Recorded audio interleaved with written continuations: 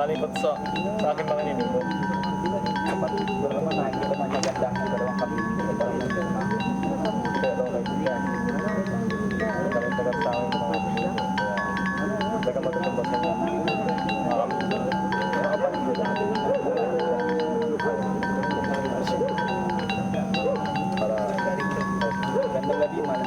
Gandang gabi naman.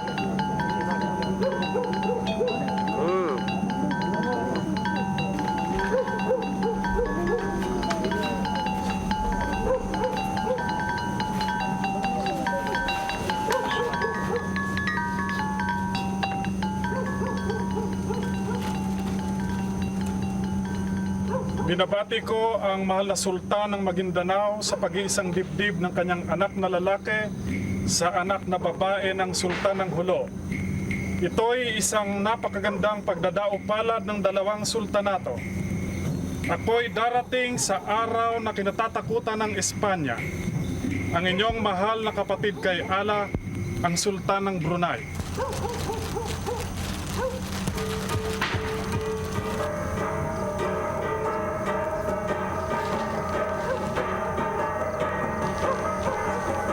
Ang mga ngalakal po buhat sa China ay nais magpasalamat.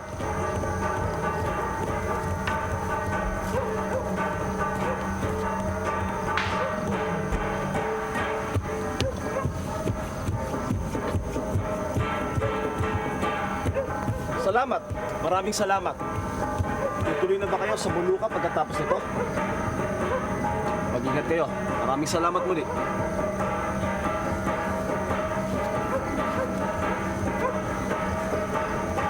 Pati pala mga Chino, nakarating na rin sa Pilipinas kahit noon pa man. Oo nga no. At nagpapaalam pa kina Sultan Kudarat. Nais pong humingi ng pahintulot mga lakal ng mga taga-Java, mahal na sultan. Mga taga-Java? Hindi ba Indonesia yun? Agong Batik at Nilo Cotanzo. ang nais namin ikalakal sa inyo. Praha ba namatay? Bigyan sila ng himpilan sa may lamitan. Siga pala talaga si Sultan Kudarat. Sinusunod siya na lahat. Lahat ay nagbibigay ng galang sa kanya. Narito din po ang sugo ng bagong gobernador, si Gobernador Corcuera.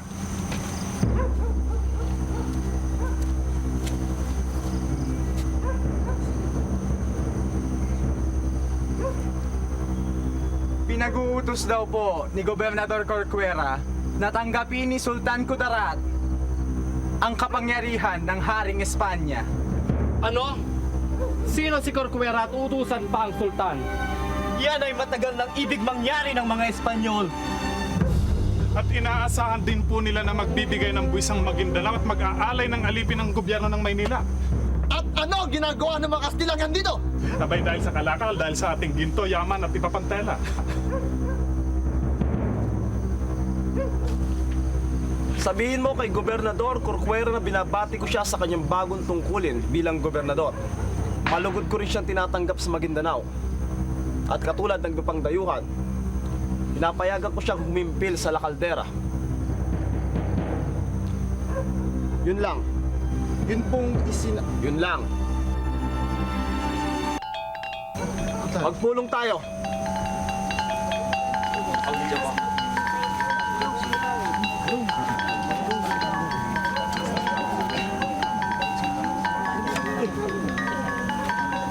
Mga walang galang sa hari ng Espanya. Mga ladrones! Hindi sila mapapatawad! Ang Espanyang may-ari ng mga lupain na ito. Kaya anong pinagmamalaki ng Sultan Kudarat? Ang lahat ng mga sultan ng Luzon at Visayas ay malugod na sumailalim sa ating lakas at patnubay. Nandito tayo upang sila'y kupupin at alagaan sa ngalan ng hari at ng Diyos. Mayabang si Sultan Kudarat. Ayon sa ating mga espiya, malakas ang kanilang puwersa.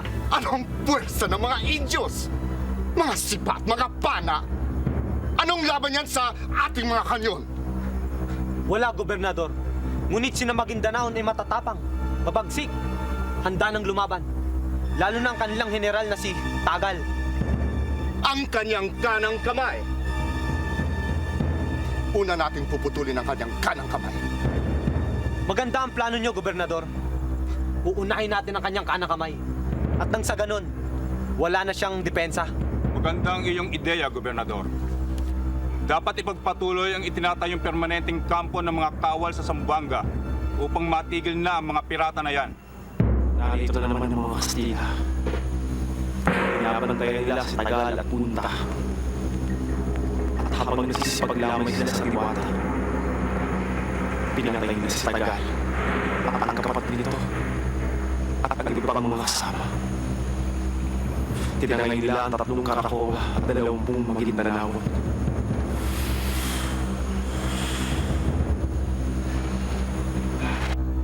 Makapangyarihan ng Espanya. Atin ang lakas ng kanyon. Atin ang patnubay ng hari ng Espanya. Tayo ang sugo ng Diyos. Kailangan masakop ang Maguindanao sa kapakanan ng Katolikong simbahan at kaharian ng Espanya. Si Tagal ngayon, si Sultan Kudarat sa susunod.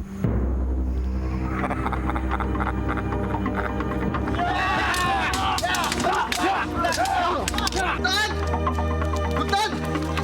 Napatay si Tagal! Ha? Tubo, balik tayo sa kuta! Balik sa kuta! Balik sa kuta!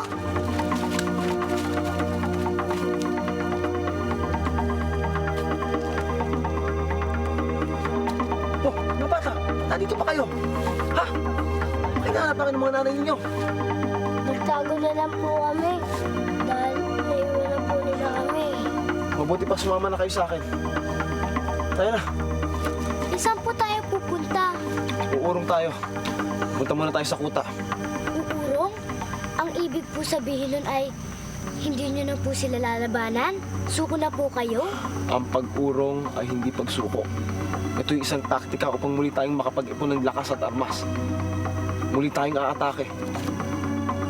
Nagwagi sila ngayon, pero sa susunod, umanda sila. Tayo na! Bago na tayo abutan.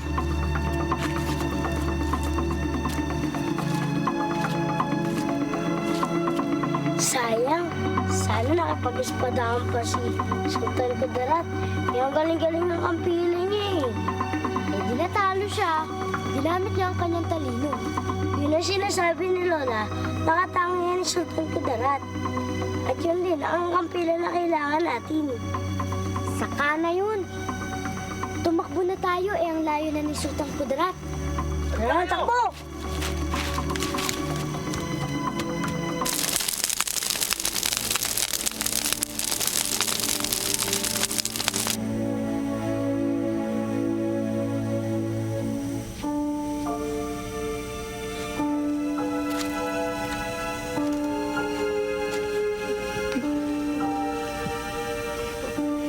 Sa gitna po ng kaguluhan habang sinusunog ang buong bayan ay nakita po namin ang inyong may bahay, bitbit ang inyong maliit na anak.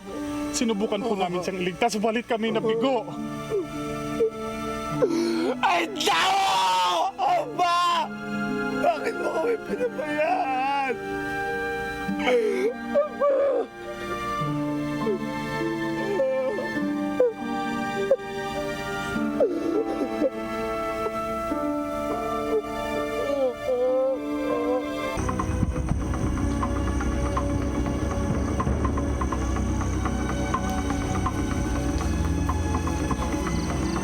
Mala Sultan, nilapitan ni Gobernador Corcuera si Dato Maputi at inalok sa kanya ang pulanggi. Kapalit nito ay pagbibigay pugay sa Espanya at pagbabayad ng buwis.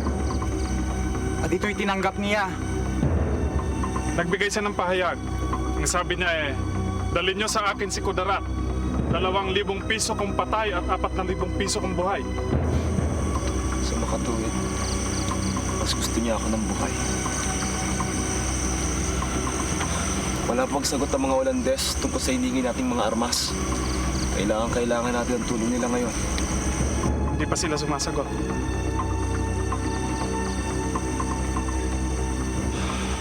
Paabot nyo sa kanila na dadagdagan natin ang kailang bahagi sa kalakalan. At kalahati ng mapupunta sa atin sa digmaan, mapapasa kanila. Kakarating po, mahal na Sultan. Fernandez, di ba that's yun? Nakikipag-trade sila sa ibang dayuhan. Sikat. Sultan, bumagsak na po ang hulo. Sumuko na si Sultan Bongsu. 4 na buwan silang pinaligiran nila Corcuera. Marami ang nagutom at nagkasakit. Pagliga sila'y kinamkam ng mga Kastila ang kanilang mga ari-arian. Isusunod daw po ni Corcuera ang Maranao. Aamuin muna nila ang mga kapatid natin na Maranao. Pagkatapos ay gagawing alipin, tatapakan. Hindi na ako makapapayag. Uunahan na natin sila. Narito na ang mga taga Maguindanao. Narating na lang si Corcuera dito. Ibig sabihin, aakit na naman tayo sa bundok. Hindi na kailangan. Shh! Pakinggan natin si Sultan Kudarat. Alam ba ninyo kung ano maaaring mangyari sa inyo kapag pumailalim kayo sa kapangyarihan ng Kastila? Ha? Magiging mga alipin kayo. Tignan ninyo nangyari sa mga Tagalog at mga Bisaya. Ha? Sa mga Ra, sa mga Dato na ngayon ay alipin na lamang. Naging utos-utusan sa mga anumang ipag-utos ng mga Kastila. Ganyan ang maaaring mangyari sa inyo. Hindi namin tatanggapin si Corcuera. Baka matulad kami sa ulo. Sasalubungin natin siya ng ating mga lakas. Makikipagsapalaran tayo. Bakit? Sa palagay niyo ba'y pakikitungan kayo mabuti ng mga Kastila sakaling pumayag kayo sa kagustuhan nila? Ha! Nananaginip kayo. Baka kayo bangungutin. Katulad ng nangyari sa mga Katagalugan at mga Kabisayaan. Sa pilitang paggawa, pang-aalipin, mga buwis, yan lamang ang mapapala ninyo. Makinig kayo at unawain ninyo mabuti. Kung ang mga Huluano, Maguindanaon at Maranao ay magkakaisa, kaya nating lahat ang Espanya! Tama si Sultan Kudarat! Saan pumayag? Lalaban tayo! Wow, nakumbinsi sila ni Sultan. Ang galing. Oo nga, no? Totoo ang sabi ni Lola na napagkaisa ni Sultan Kudarat ang mga Maranao, Tausug at mga Maguindanao. Oo, at yan ang unang pagkakaisa sa kasaysayan ng Pilipinong Muslim. Sultan Muhammad Ipatwan Kudarat, buhat sa angkan ni Muhammad Kabungsuan ng Johore, anak ng isang syarif na nanggaling naman kay Propetang Muhammad. Pagpalaan ka nawa ni Allah. Napigil mo ang pagdating ng mga Espanyol sa Mindanao. Tasugpo ang lakas ni Corcuera sa pamamagitan ng pagtutulungan ng mga Maranao, mga Maguindanao at mga Tagahulo.